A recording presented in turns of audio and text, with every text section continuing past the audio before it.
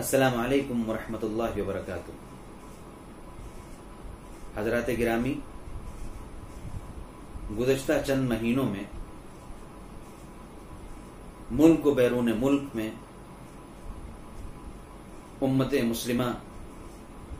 کے علمی، فکری، روحانی میدانوں سے تعلق رکھنے والی بہت ساری اہم شخصیات علمی اور علم و فضل کی دنیا کو ویران کر کے اپنے رب کے حضور حاضر ہو گئیں۔ ان شخصیات میں ایک بہت بڑا نام خانقاہ عالیہ مجیبیہ پھلواری شریف پٹنہ کی نہایت موقر، محترم اور مقبول ہستی مخدوم و مکرم حضرت مولانا شاہ ہلال احمد صاحب قادری رحمت اللہ علیہ بھی ہیں۔ حضرت مولانا کی طبیعت خراب جب ہوئی، اس کی اطلاع ہم لوگوں کو موصول ہوئی۔ مستقل فکر مندی اور تشویش رہی، لیکن جب یہ معلوم ہوا کہ ان کے اوپر ان کے مقام و مرتبے کی وجہ سے خصوصی توجہ دی جا رہی ہے اور اطباء اور انتظامیہ سب اپنی توجہ ان کی جانب مرکوز کیے ہوئے ہیں، تو یہ گناہ اطمینان ہو گیا تھا۔ جس دن حادثہ وفات پیش آیا، اس سے ایک دن پہلے ہی یہ اطلاع ملی تھی کہ مولانا کی طبیعت اچھی خاصی اب سنبھل گئی ہے اور خاصا افاقہ ہو رہا ہے، لیکن افسوس کہ اللہ تبارک و تعالی نے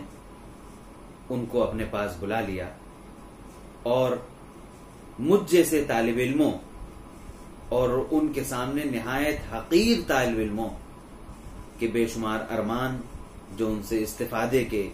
اور ان سے کسب فیض کے تھے، وہ سب ادھورے رہ گئے اور حضرت مولانا اپنے رب کے حضور حاضر ہو گئے۔ وہ اس خانوادے کے چشم و چراغ بھی تھے اور اس خانقاہ کی رونق تھے جس خانقاہ کا سلسلہ حضرت شاہ مجیب اللہ قادری رحمت اللہ علیہ کی ذات گرامی تک پہنچتا ہے۔ مجھے یاد ہے کہ حضرت پیر مجیب کے مزار پر فارسی کا شعر لکھا ہوا ہے: عشق تانست کزو نام و نشانم باقیست، عشق تانست کزو نام و نشانم باقیست، گرچہ فانی شدہ ذکر و بیانم باقیست۔ اس کا اردو ترجمہ میں نے ایک مرتبہ اس طرح کیا تھا کہ بس تیرے عشق سے ہی میرا نشاں باقی ہے، بس تیرے عشق سے ہی میرا نشاں باقی ہے، گرچہ فانی ہوں مگر ذکر و بیاں باقی ہے۔ سچ یہ ہے کہ یہ شعر جس طرح صاحب مزار کے اوپر صادق آتا ہے، اسی طرح 21ویں صدی اور موجودہ دور میں ہمارے مخدوم و محترم حضرت مولانا شاہ ہلال احمد قادری صاحب نور اللہ مرقدہ کی ذات گرامی پر بھی صادق آتا ہے۔ حضرت مولانا نے زندگی میں جو کئی اہم کارنامے انجام دیے ہیں، ان میں سے ایک اہم کارنامہ سیرت پیر مجیب کی تدوین بھی ہے۔ حضرت شاہ مجیب اللہ پھلواروی رحمت اللہ علیہ کا مبسوط انداز میں تذکرہ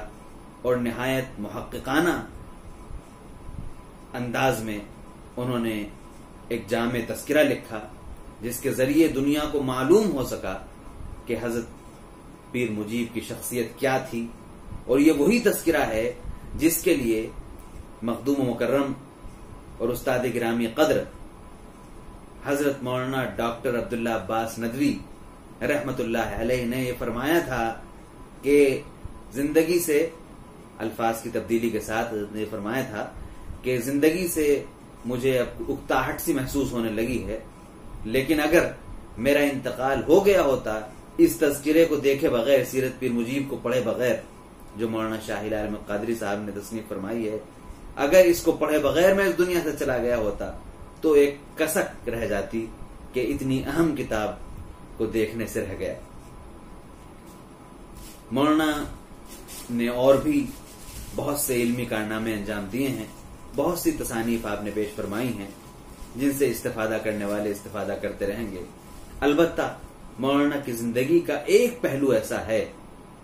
جس پر غور و فکر کرنے اور توجہ دینے کی خصوصی ضرورت ہے، بالخصوص علم دین سے وابستہ اور دینی مدارس، خانقاہوں، جامعات، مدارس سے وابستہ تنظیموں، تحریکوں سے وابستہ افراد کو جو اختیار کرنے کی ضرورت ہے۔ مولانا کی شخصیت کا وہ پہلو میں وہ صرف آپ کے سامنے پیش کرنا چاہتا ہوں، چونکہ بہت مختصر سی 5-7 منٹ کی گفتگو کرنی، بس وہ پہلو بتا کر میں اپنی بات ختم کروں گا۔ وہ یہ کہ مولانا علمی مقام سے بہت بلند تھے، روحانی مقام سے بہت بلند تھے، اور اس وقت حضرت پیر سجادہ مخدوم مکرم حضرت مولانا شاہ آیت اللہ قادری صاحب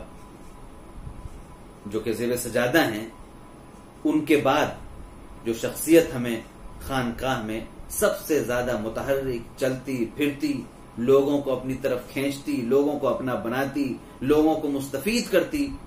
اور لوگوں کو اپنی الویلی شخصیت سے اپنی جانب کھینچتی اور مائل کرتی نظر آتی تھی،